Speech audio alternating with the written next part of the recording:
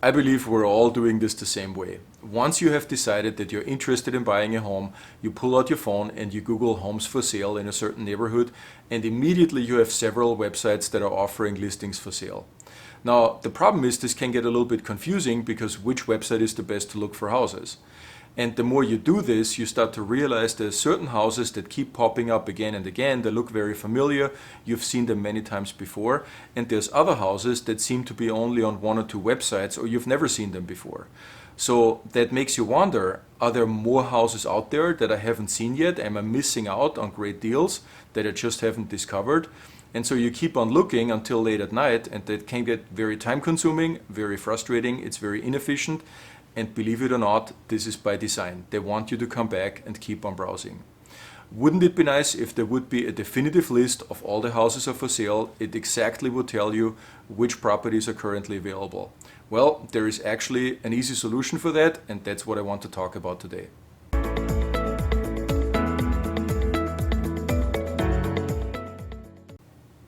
So what is the best way to find houses that are for sale on the internet?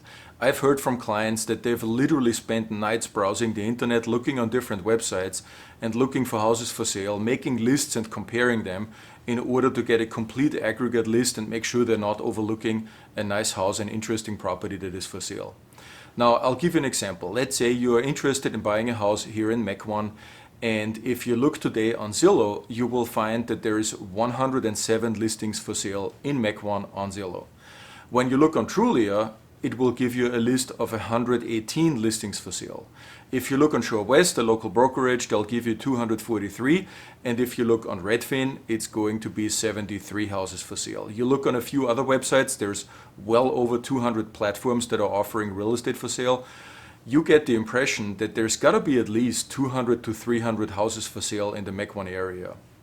Now, there's actually precisely only 67 houses for sale in Mequon as of today. And 36 of them are already under contract, which leaves you precisely with 31 houses that you could see today, write an offer, and get accepted tomorrow. So you basically just wasted a whole bunch of time and energy looking on multiple websites, sifting through hundreds and hundreds of listings, trying to reconcile a list in order to find the best house for you and to discover that hidden treasure that you've been looking for. And it turns out from what you thought are hundreds of houses for sale, there's actually only 31 that you could make an offer on today. Now, where is the discrepancy coming from? How does that actually work? There's an easy explanation for that.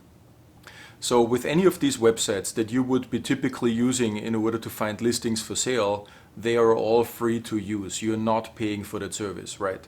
Have you ever wondered how these guys are actually making money? Because they're not part to the actual real estate transaction. They're not being paid a commission when you're buying a house. So how can they afford to stay in business? It's true, just like with everything else on the internet, if you're not paying for a product or service, you are the product or service. So take Zillow, for example. They have 5,300 employees on payroll that they need to pay every month. And how are they actually generating money? They are designed to keep you on their platform as long as possible, browsing for real estate, and eventually they will sell your name and your contact information to a real estate agent who is willing to pay for that. So you are being the product. They are selling your contact information, and that is how they're actually generating money. So they have no incentive in you actually buying a house. Their only incentive is to keep you on their platform as long as possible and eventually sell your contact information to an agent. So here's the next question. How does Zillow actually know which houses are for sale? Where does that data come from? All that data comes from the local MLS. So every major metro area has a local MLS, multiple listing service, that is the platform that all the brokers, all the real estate agents are using to work on. So as soon as a real estate agent has a new listing, they start putting that into the MLS. And then Zillow goes and all the other websites go and scrape the data off the local MLS, and they're populating the national database with all the fresh new listings that just hit the market the day before. So with that data upload, there's actually two issues to consider. Well, first of all, Zillow does not have an incentive to remove listings from their website because they're not in the business of actually selling houses. They're in the business of keeping you on their website as long as possible until they can sell your name and your contact information. So there's a lot of listings online that actually have already been sold and are no longer available. Now the second issue is that the listing is actually not static. It goes through different stages as it is progressing through the sales process. It initially starts out as being in delayed. Delayed status on the MLS means that it's not really ready for sale yet. The agent is still uploading information, maybe pictures, maybe some documents, they're still entering data, and the listing is not really ready for sale yet. When it changes status, it goes to active. Now it is active for sale. It's for everybody to see, and Zillow and a bunch of other websites will actually download that data and will publish it on their own websites. So the listing is now active. Once it has received an offer and that offer has been accepted, it is still showing active, but now it's active with offer. So it is actually no longer for sale because that property is under contract with the buyer and they're moving through the sales process towards the closing. Now, once they have removed all the contingencies, it changes status again. Now on the MLS, it is in status pending. Pending means that all the contingencies have been removed and the house is just waiting literally for closing. And usually a few days later, the closing happens and now the status changes again to actually closed. Now the free websites have actually uploaded the data at the very first day when that listing went active. They do not update the listing as it goes through the different stages. So you're seeing a whole bunch of houses that are actually in different status on the MLS, but in reality, you're only interested in houses that are active for sale. The other not so unsubstantial problem that you have with free real estate websites is that they're running on a certain time delay. So it takes a certain amount of time in order to scrape all the different MLSs across the nation, get all the listings, aggregate the data, and push it out on their own website. And this is an issue, especially in a market is as hot and as fast as Milwaukee currently is.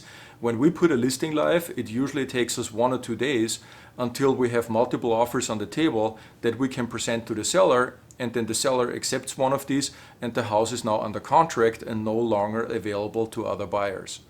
Now the irony is that sometimes I've already an accepted offer on one of my listings and I will get emails from certain websites that are telling me, "Congratulations, Marcus, your listing is now live on our website."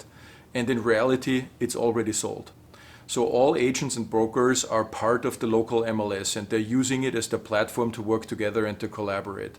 And the big benefit of the MLS platform is that it works in real time.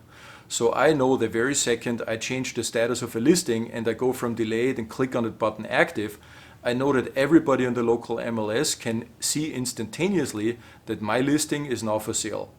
And the same is true when I'm changing the status. So the minute we're accepting an offer, the seller is signing on the dotted line, I go back on the MLS and I change the status to active with offer. The property is now contingent and no longer for sale. The MLS system is also very tightly regulated, and this is done in order to maintain data integrity.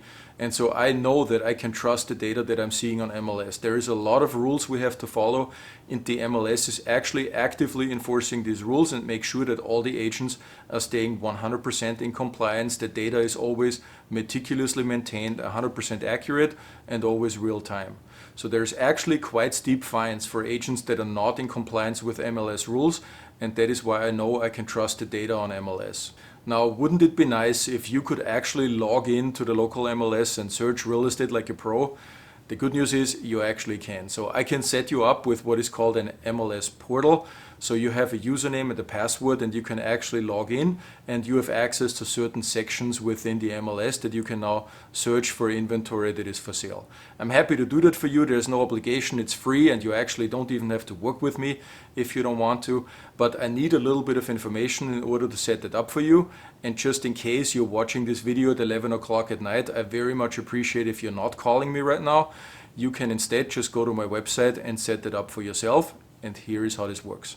All right, so this is what a typical MLS portal looks like, and you can see in this particular case we have precisely 50 listings that meet our search criteria, and you can see that quite a few of them are actually already under contract. You can tell on that little symbol here that stands for contingent, active with offers, so they've already accepted a contract. This one here, last Sunday, 7:14 a.m., bright and early.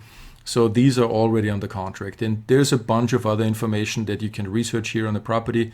So what you have to do to get access to this, you go on my website, which is onpointrg.com for On Point Realty Group, onpointrg.com. And then you go down here where it says give me MLS access, and that gets you to this page. And we need a little bit of information from you. For example, in what area are you looking in? So for example, Brookfield, you want single family duplex condo, budget range $250,000 to $350,000, for example, and how often you want to see it, and then your contact information, submit. And then we can set up your MLS portal.